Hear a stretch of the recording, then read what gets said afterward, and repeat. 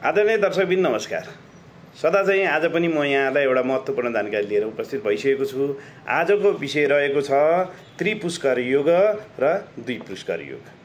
त्रिपुष्कर योग र द्विपुष्कर योग भनेको के हो, यो कसरी निर्माण हुन्छ, यदि त्रिपुष्कर योगमा हजुरको शुभ कार्य भयो भने हजुरको चाहिँ 3 गुणा बढी शुभ हुन्छ र 3 गुणा बढी फल प्राप्त हुन्छ। त्यस्तै गरी द्विपुष्कर योगमा पनि हजुरको कुनै शुभ कार्यहरू भयो भने एकदमै राम्रो हुन्छ र शुभ कार्यहरू गर्ने भनेको त्रिपुष्कर योग र द्विपुष्कर योगमै हो। किनभने त्यसको फल त्रिपुष्करमा तीव्र फल प्राप्त हुन्छ भने द्विपुष्कर योगमा डबल फल प्राप्त हुन्छ।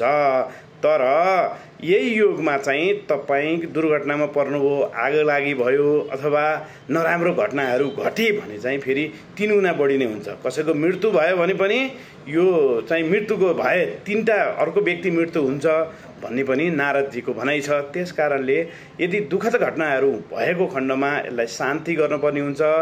कोही मृत्यु भएको खण्डमा यसलाई चाहिँ कुशको चिता बनाएर, त्रिपुष्करमा छ भने 3टा, द्विपुष्कर छ भने 2टा, जम्मा 3टा बनाएर, जस्तो द्विपुष्करमा भयो भने अर्को थप गरेर त्यसरी चाहिँ चिता जलाउनु पर्छ भन्ने छ। त्यस्तै गरी यदि द्विपुष्कर योगमा र 3 पुष्कर योगमा नराम्रो घटनाहरू घटे भने चाहिँ शान्ति गर्ने र गोदान पनि गर्ने।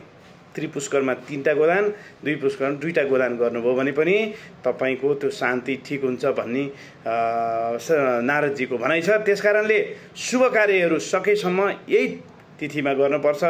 त्यो गर्दा धेरै राम्रो हुन्छ तपाईलाई फल। र दुर्घटना भनेको त यदाकदा हुने घटना हो र मृत्यु पनि भनेको यदाकदा घट्ने हो। त्यसमा पनि तपाईहरुले यस्तो त्यो योग परेको बेलामा त्यस्तो दुःखद घटना भयो भने त्यसको पनि शान्तिपूर्वक गर्नुभयो भने तपाईलाई धेरै राम्रो हुन्छ। अब द्विपुष्कर योग र त्रिपुष्कर कसरी निर्माण हुन्छ, कुन अवस्थामा निर्माण हुन्छ त, त्यो कुरो म यहाँलाई व्यक्त गर्न गइरहेको छु। जस्तो भद्रा तिथिको द्वितीया, सप्तमी र द्वादशी तिथि पर्नुपर्छ। त्यस्तै गरी आइतबार, मङ्गलबार र शनिबार, विशाखा, उत्तर फाल्गुनी, पूर्व भाद्रपदा, पुनर्वसु, कृतिका र उत्तरषाढा नक्षत्र परेमा चाहिँ त्रिपुष्कर योग निर्माण हुन्छ। त्यस्तै गरी भद्रा तिथि, आइतबार, मङ्गलबार, शनिबार, धनिष्ठा, चित्रा र मृगशिरा तिथि पर्नु पर्यो। र द्वादशी, सप्तमी र द्वितीयको तिथिको बेलामा चाहिँ द्विपुष्कर योग निर्माण हुन्छ। यो पात्रोमा पनि दिएको हुन्छ। तपाईले पात्रो हेरेर पनि आफ्नो शुभ कार्यहरू गर्दाखेरि यो तिथिमा गर्नुभयो भने अवश्य पनि तपाईहरुलाई धेरैभन्दा धेरै राम्रो फल प्राप्त हुन्छ भन्दै आजको यो महत्त्वपूर्ण जानकारीबाट बिदा हुन चाहन्छु। नमस्कार।